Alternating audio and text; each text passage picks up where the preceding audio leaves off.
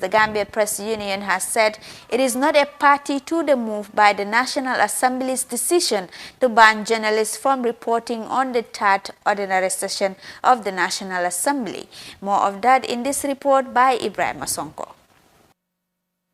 As lawmakers began sessions looking into Gambia's draft constitution on Monday, journalists were told they can't cover the proceeding due to COVID-19 restrictions. That decision was taken by the Office of the Clerk of the National Assembly without involving the leadership of the journalists' body, the GPU President Sirif Bojan Jr. told a press conference on Wednesday. No point, directly or indirectly,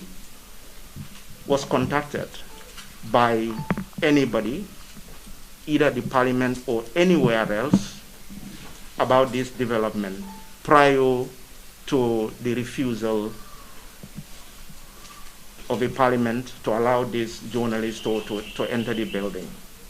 What happened was, personally, on Sunday night, I received a phone call from somebody who said he spoke to the head of communication at the parliament, and then he was told that journalists were not allowed in. Journalists wouldn't be covering the proceedings, and what they will be doing is to take feed from Eyeafrica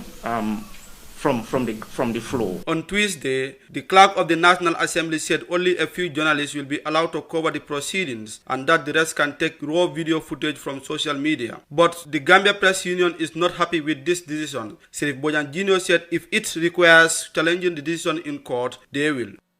And our job and our mandate is to make sure that you bring us problems that you face, and all of us, we lead you in fighting and getting solution to those problems. So if the solution to this,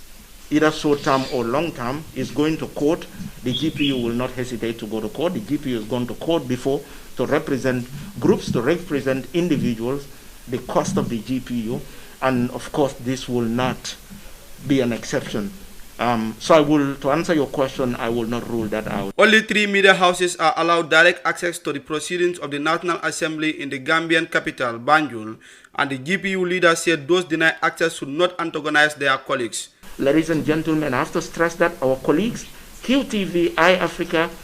and GRTS, they are our colleagues, those who are there. They are our colleagues. We have nothing against them, and we shouldn't have anything against them. They were invited, as far as I know, and I'm told to come, and they're there. The members of the National Assembly are currently debating on the merits of the draft constitution presented to them by the Minister of Justice, Dauda A. Jallow. For Eyeafrica TV,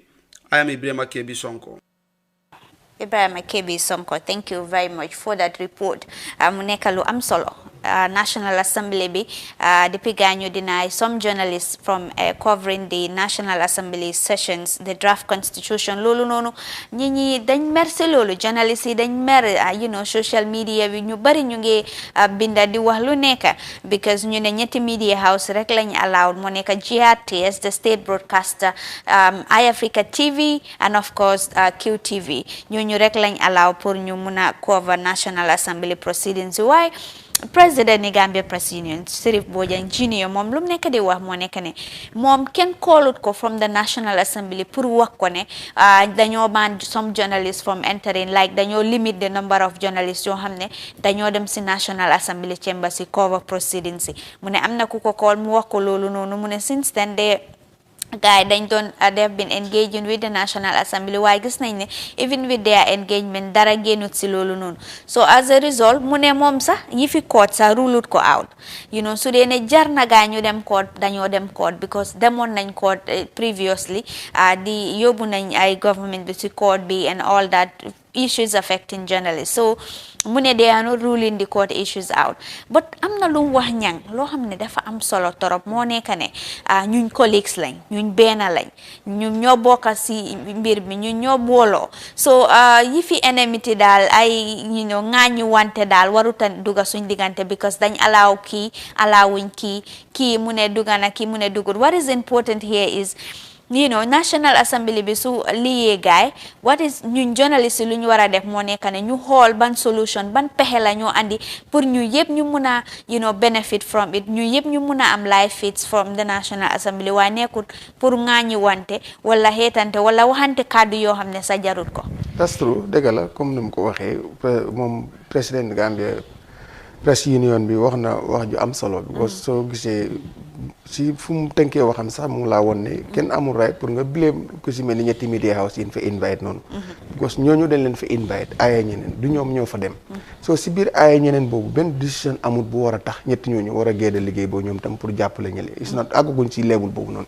si fekkoon ne óor na ma ne si Gambia Press Union joxe woon ne dañoo war a boycott National Assembly xam nga ñan waaye ñu ñaar ñooñu wala ñett ñu ñoo tudd noonu dina am ñi si génn pour dem jàppale ci ñële but lu xew mooy ne bu mu xewee nag ñu nekk ñi ngay wax dañ war a nekk benn dañ war a nangam but it's different ki affaire issue bi fa nga seetaat ko jàngat ko bu baax wane ne problème bi ku ko indi mooy National Assembly